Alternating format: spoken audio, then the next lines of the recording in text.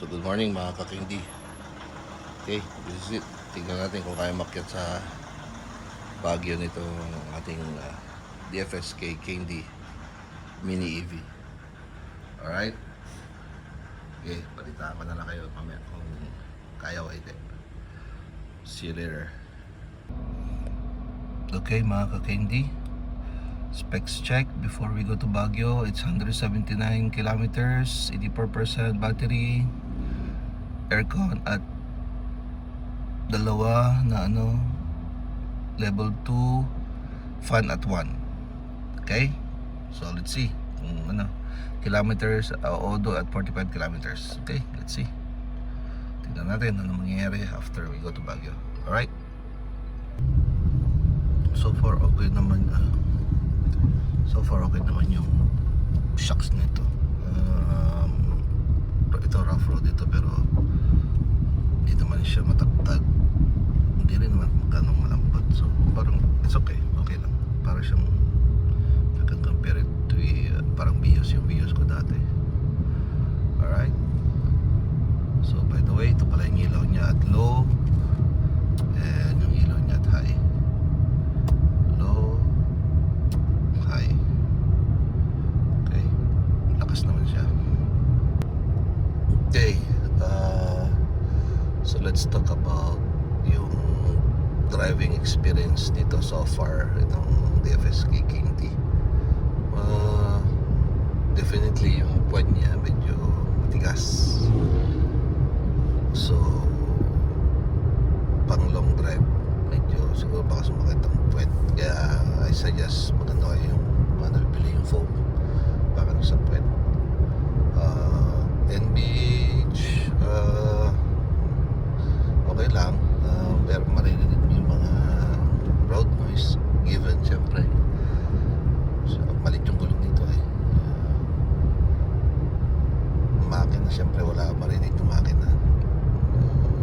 Siguro itong fan lang na aircon, but so far surprising yung driving nito, okay siya. Although I've been driving a pickup kasi, so pagdating sa tagtag talagang tsaka okay ito, comparable siya dun sa sa Vios. So tingnan natin dun sa rough road kanina nung nag-drive naman ako, okay din yung shocks niya. Alright, so far so good. Okay, let's see kung abot tayo ng Baguio. See you later. Bye-bye. So stop over muna tayo dito sa gasolinahan. Hindi para sa akin, para dun sa aking backup car na pick up na ka-convoy. Papa-diesel muna siya. Alright. Okay, so far so good. See you in Baguio.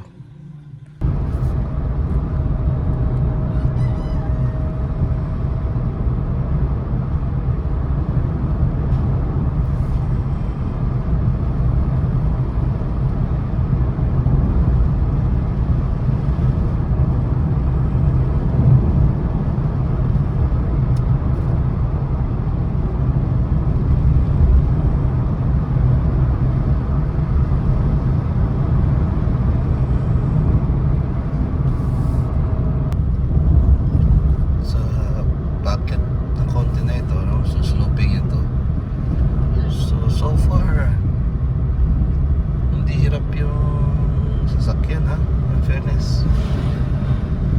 Hindi ko na naipakita kanina pero medyo marami na ako na overtaken na yung i-bus or pati mga truck. So pag titignan nyo yung packet ito, Healy, nasa 27-25% yung power, sabi niya dito ng usage niya.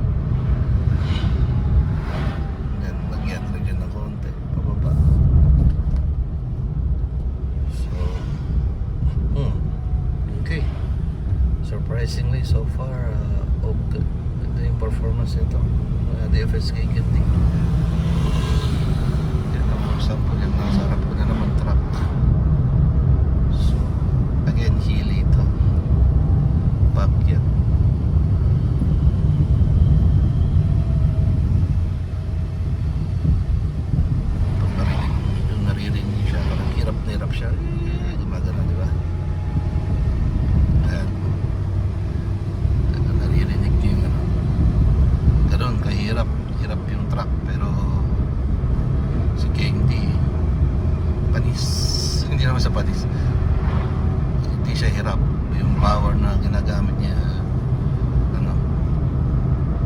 konti lang. Okay, alright. So far so good.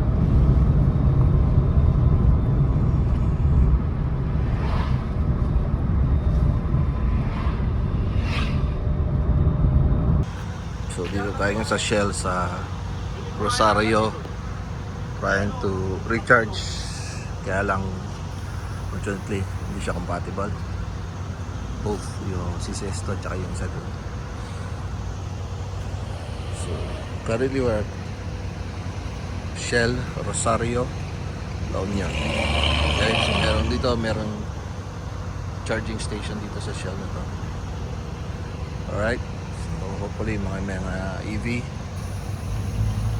compatible yung mga sa inyo. Pero itong sa DFS Kikindetic, still need to purchase kailangan ko bumili ng ng adapter. Okay,